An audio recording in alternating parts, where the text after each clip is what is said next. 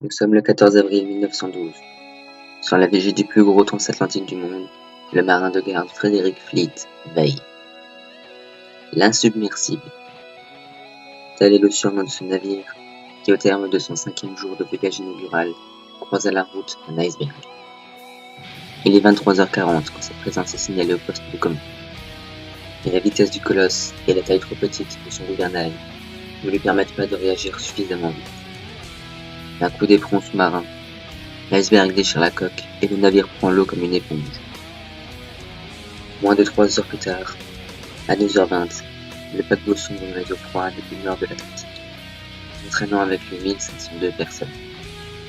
Vous avez reconnu l'histoire du Titanic, une tragédie qui restera dans les esprits à jamais.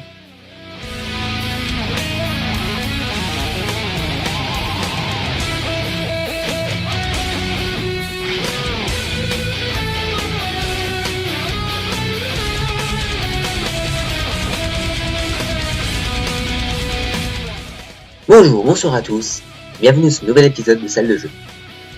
Vous l'aurez compris, nous allons parler du Titanic.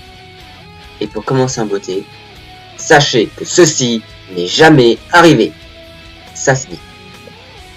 Le RMS Titanic de la White Star Line est le plus gros paquebot de son époque.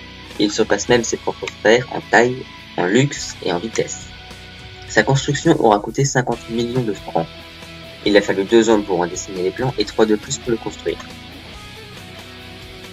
Et il nous a fallu 5 jours pour le couler. On s'émerveille du luxe des cabines de première classe et de la piscine installée sur le pont. Mais le Titanic a 2 énormes défauts. En premier, le gouvernail.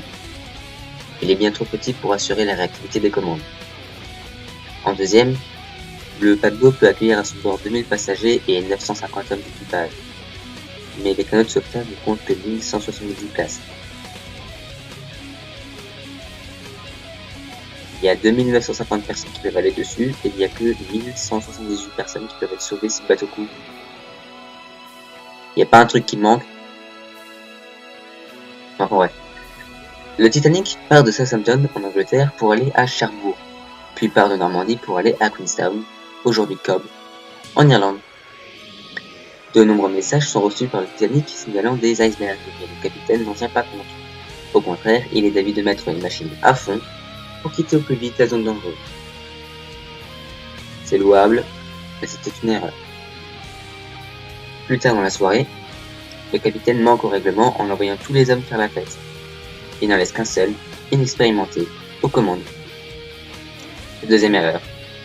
Et la dernière. Lorsque l'iceberg est signalé au poste de commande, le matelot tourne la barre à gauche, fait machine arrière.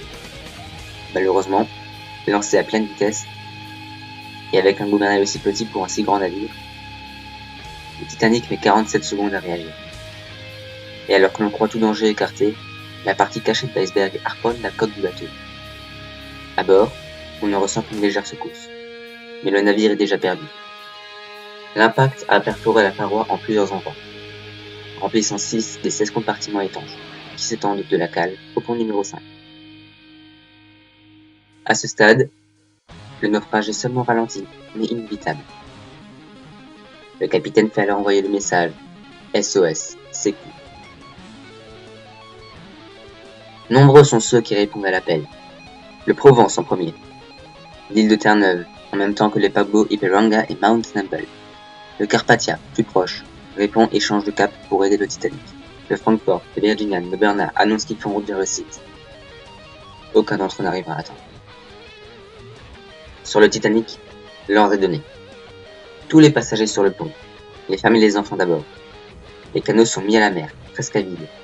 25 places occupées sur 65. L'orchestre, quant à lui, continue de jouer.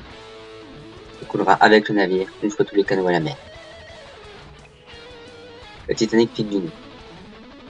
La poupe se dresse vers le ciel, puis le bâtiment craque en deux au niveau de l'escalier de service. Entre la 3e et la 4e cheminée. Enfin, il sombre dans des remous effrayants. Il est 2h20. C'est la fin. À 6h30, le Carpathia arrive enfin sur les lieux du drame et récupère les 745 survivants. De nombreux films parlent du naufrage du Titanic, mais je n'en ai gardé que 2. En 1943, Joseph Goebbels, chef de la propagande nazie, « Je t'emmerde, connard !» demande le tournage de Titanic, une superproduction destinée à la propagande nazie. Réalisé par Werner Klinder et Herbert Zeppelin, le tournage est marqué par l'emprisonnement et la mort de son premier réalisateur. Le film ne sort finalement jamais en Allemagne, Goebbels craignant de démoraliser la population qui subit de nombreux bombardements britanniques. Le plus célèbre des films concernant le Titanic est celui de James Cameron, Titanic, sorti en 1997.